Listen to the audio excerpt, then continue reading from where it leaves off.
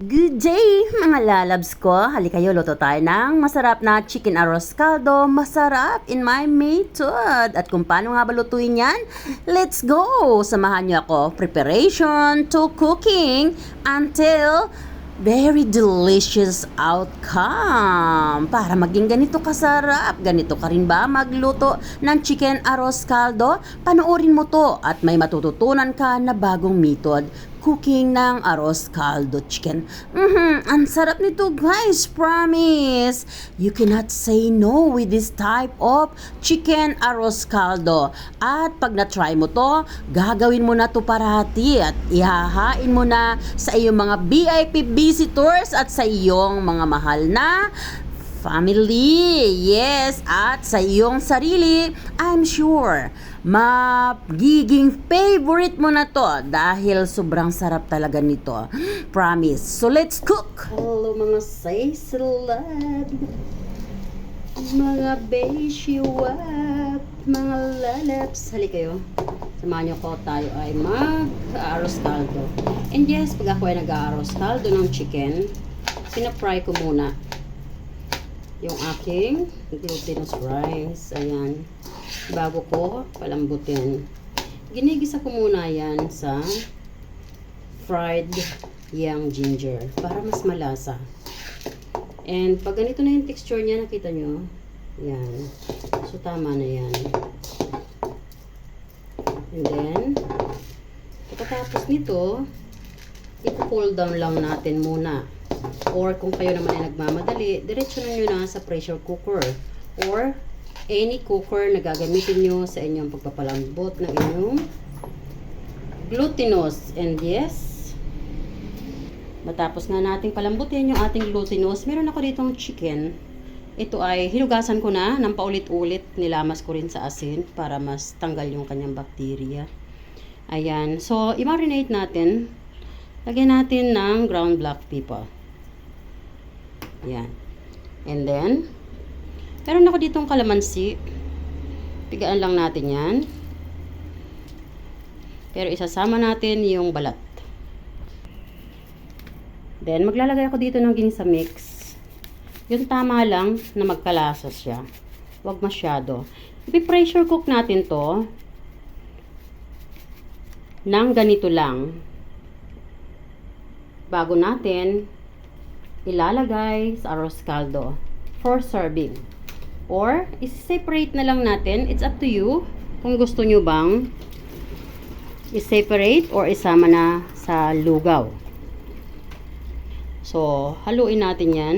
Tanggalin natin yung mga buto kung hindi kayo nagmamadali. Kasi yung buto magkukause ng pait. Ayan. Pangit ng kamay ko. Pero kamay ng masipag. Never mind. Sabi ng mga basher ko sa YouTube. Ang ganda-ganda mo mag salita. Pero yung kamay mo pangit. Sabi ko bakit? Yung kamay ko ba ang aking pinopotage? Tingnan nyo na lang yung niluluto ko. Ang bango nito guys, promise. Ayan.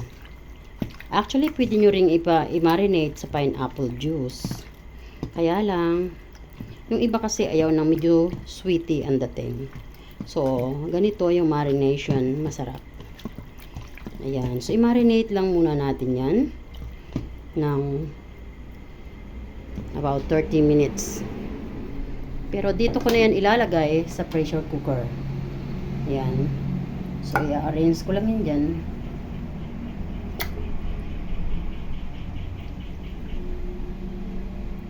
At mamaya, pag palalambutin ko na yan, tatanggalin ko yung balat. Yan, lagay natin yung every corner. I-arrange natin para maganda. Chicken wings to guys. Pinutol-putol ko lang kasi napakalalaki ng mga chicken wings. Yan. Din yung ingredients na pinagmarinita natin, ilagay natin kasi hindi natin yan tutubigan. Yan ang luluto sa kanya. May buto. Iwasan na lang natin. Oops. Oops. Tanggalin natin yung buto na yun, ha? Sumama na yun na buto.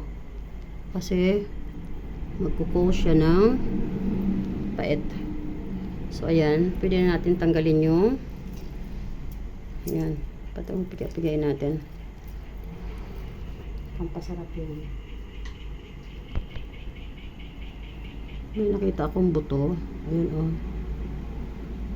Yan, ang bango, guys. Promise. Ayan.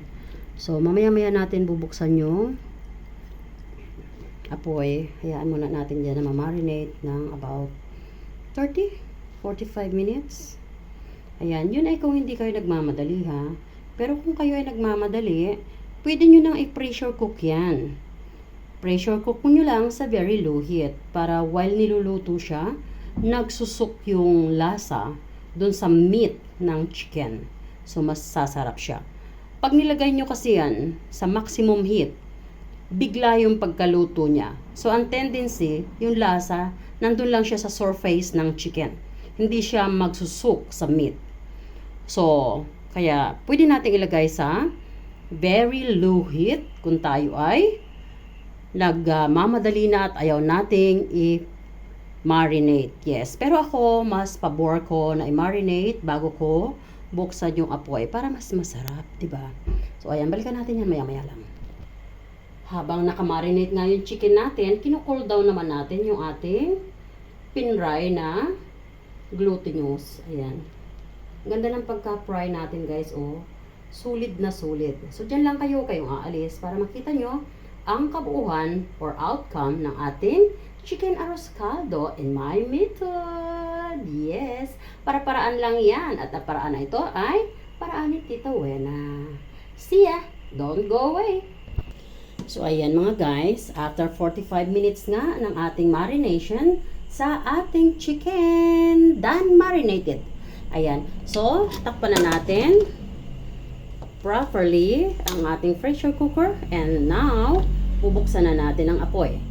Dahil kabubukas lang natin, ilalagay muna natin yan sa medium heat until mag-sizzle siya. And the moment na marinig na natin yung sizzle niya, doon pa lang natin ika-count yung time. And yes, pressure cook po natin yan sa 7 minutes na naka-very low heat. Yes. Pwede nyo rin ilagay sa medium heat kasi na-marinate naman na. So, kung hindi nyo minarinate, like what I mentioned earlier, ilalagay nyo sa very low heat, then i-pressure cook nyo yan ng 10 minutes. Pero pag naka-medium heat kayo, pwede nyo po yung ilutuin lang ng about 5 minutes. Yes. At pag naka-maximum naman kayo, maximum heat, so, this is chicken, so, only 3 minutes. So, yun po yung differential ng timing. Yes. But since tayo ay sa medium heat, magluluto, and then, 7 minutes natin yan lulutuin. Or pwede rin 5 minutes. It's okay. So, ayan. So, dyan lang kayo at papakita ko ulit yan sa inyo mamaya. And yes, na-cool down na nga ang ating glutinous. Guys, ang bango nito. Promise. Ayan. Try nyo yung method na to, guys. Sa kawali, maglagay kayo ng kunting butter. Then, lagay nyo ng oil. Mag-prepare kayo ng young ginger. Hiwa-hiwain nyo ng mince. Then, pag ilagay nyo na yung mince nyo na young ginger, hayaan nyo munang mag-golden brown bago nyo ilagay yung inyong hinugasan na glutinous rice. Yes. Make sure na hugasan natin mabuti yung glutinous rice. Alam nyo guys, kumain ako ng arroz caldo sa labas. Bigla ako na dairy kasi yung kanilang arroz caldo, mayroon akong nakita na tae ng daga. Kasi siguro binili nila yung glutinous sa labas, hindi nila hinugasan. Dinirikta na lang nila ang lutuin. So, that's why pag tayo ay bibili sa labas, no, then nakita natin, naka-expose yung ating binili na rice. Let's make it sure na hugasan nating mabuti. Alam nating lahat, no, na ang reason ng pag-homemade natin ng food ay to make it sure na malinis ang ipapakain natin sa ating family. Ang ganda ng ating pagka-fry ng glutinous. See the texture? Yan. Yan. O, di ba? Parang nagpa-price na siya. Sarap niyan, guys. And yes, pag naluto yan, ang bango-bango niyan, guys. Promise. So, don't go away. I want to show you the outcome. Ang ating chicken arroz caldo. Mito dyan ni Tita Wena. See ya. Don't go away. So, ayan mga guys. Naka 7 minutes na yung ating pini-pressure cook na chicken. And look at the fire. That's only very low heat. At pwede na nga nating i-off yan. Yan. Wag lang muna nating bubuksan. Pero habang nagko-cool down tayo ng ating chicken, gagawa naman muna ako ng giniling. Means giniling para panlagay sa ibabaw ng arroz caldo. And yes, pinainit ko na nga yung aking kawali. Dito na rin ako magluluto sa aking gisahan ng glutinous. Ayan. So, dito nga ay meron akong giniling. Ayan. So, pinugasan ko muna yan. Pinahugasan ko bago ko pinagiling para malinis na siya. Ayan. So, lagyan natin sa kawali. So, ayan guys. Pag ako ay nagpapagiling ng pork, ako ang pumipili ng pork, hindi ako bumibili ng giling na. Kasi I know, hindi nila hinuhugasan yun. Ako ang pumipili ng pork at pinapahugasan ko sa kanila. And then, pinapagiling ko. Alam nyo guys, this time, hindi ko na iniisip kung isipin ng tao maarte ako. Kasi, inaalagaan ko lang ang kalusugan ng pamilya ko. Pag lagi nating iisipin yung sasabihin ng ibang tao sa atin, hindi na natin maaalagaan completely ang kalusugan ng ating family. So, ayan guys. So, yan ay paka-crunchy natin sa sarili niyang mantika. Lalagyan natin yan ng pamintang durog para mas masarap.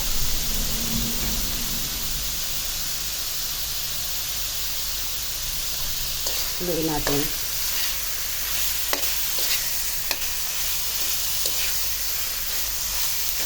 Masarap kasi yung arroz caldo, no? Na mayroong pork na giniling. And then maraming crunchy garlic. Ayan. Lagyan natin ng lasa. Lagyan natin ng ginisa mix. Ginisa mix. Ayan. Kunti lang ang ating lalagay. Maglagay din tayo ng sugar just to balance the taste. Ayan, balikan natin. Haluin. Nagtatanong ba kayo kung bakit ang gamit ko sa pag-susute ay tong? Ginamit ko na kasi kanina ito sa aking glutinous rice. Alam nyo guys, bakit itong ginagamit ko? Look at this. Oh, convenient, di ba? Oh. Di ba? Nahalo mabuti. And then, napiflip up nyo siya ng ganyan, oh. Ganda. Sa YouTube, marami nagtatanong sa akin, ganda, bakit ang gamit mo sa pagigisa ay tong? Sabi ko, mas komportable kasi ako. So, ayan guys, hayaan natin yan na mag-crunchy, ha? Bago natin ilalagay yung iba pang mga ingredients. And yes, ang mga ingredients niyan ay ito. Meron tayo ditong sweet bell pepper. Why sweet bell pepper? Dapat maanghang, di ba? Mayroon kasing bata na kakain. Pero gusto ko lang na may kulay, kaya nilagyan ko ng sweet bell pepper. Pero kung walang batang kakain at okay lang na maanghang, then go ahead. Lagyan nyo ng siling labuyo. Ako hindi pwede kasi may batang kakain and hindi siya particular sa maanghang. Meron ako ditong yung ginger, mince. And meron din ako ditong mince na onion. And then, yung aking bawang ay napaka-crunchy ko na. Nasa refrigerator. Mamaya ako kukunin. So, ayan guys. Crunchy na yung ating pork giniling. So, itabi lang muna natin. Huwag na natin tanggalin. Tabi lang muna natin yan. And then, yung ating mga ingredients ay ilalagay na natin. Meron tayong yung ginger, yung pinakita ko kanina. Yan, ilagay na rin natin ito. Ang ating onion.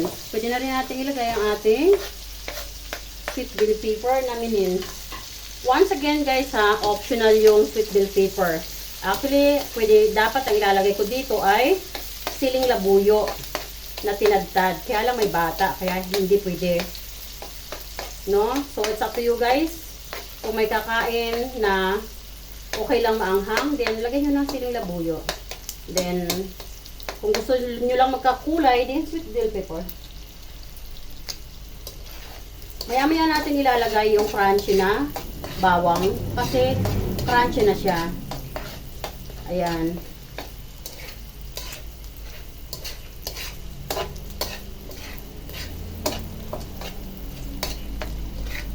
Ayan. So, itabi na ulit natin. At ilalagay na natin ang crunchy na bawang. Ayan. So, ito guys ay crunchy na. So, mabilis na lang itong maluluto, no? Now, ay pwede na natin i-mix all together. Take note, wala na tayong i-add na ingredients. Dahil kanina, bago natin isinute or pinakrunchy ang ating giniling, nag-add na tayo ng ingredients. So, that's enough. Wala na tayong i-add na ingredients. Ayan. So, mayroon na tayong nagawa na napakasarap na toppings ng arroz caldo. Ayan. O, diba? Pwede na yan. Patayin na natin. Let's go. Delicious. Chili, garlic, and pork mince. Crunchy. Oh, look at that. Ayan, ilalagay natin yan sa ibabaw ng ating arroz caldo. Ayan, ang sarap. Tingnan nyo naman. Ayan, so, pinakrunchy natin yan sa sariling taba ng giniling. Saka natin inilagay yung mga ingredients. Sarap. Wow, look at that. So good.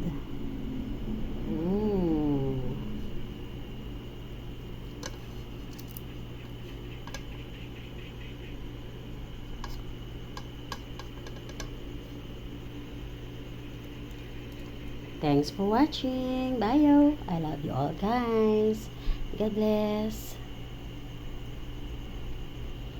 Ayan guys, naluto na yung ating chicken. O, diba? Napanglagay natin sa arroz caldo. Ayan, para mabuo ang ating chicken arroz caldo. And now, tingnan nyo guys, hindi natin siya nilagyan ng sabaw.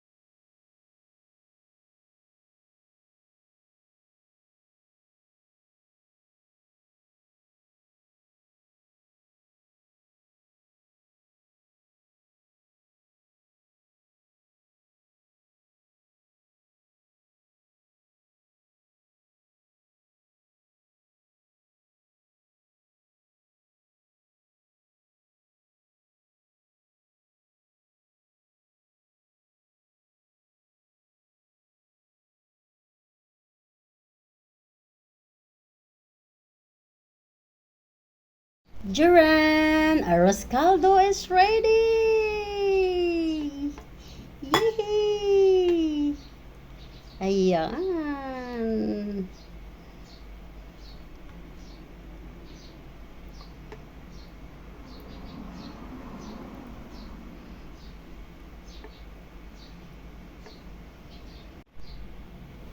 Yee!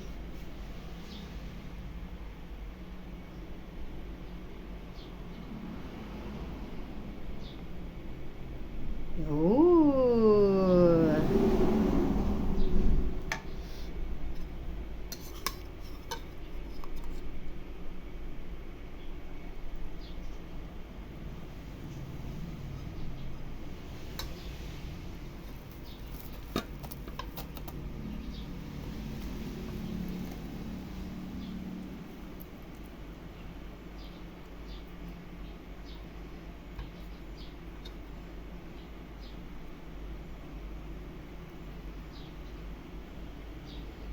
Yummy! Ooh!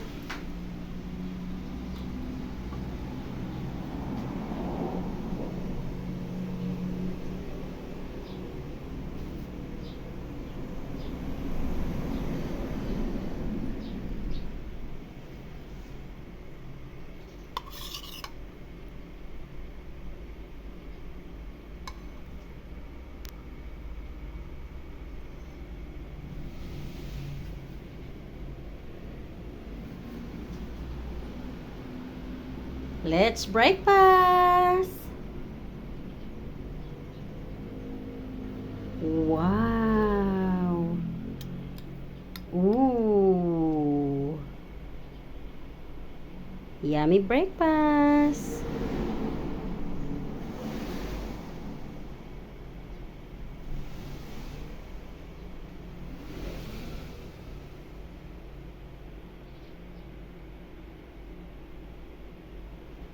Thanks for watching. God bless. I love you all, guys.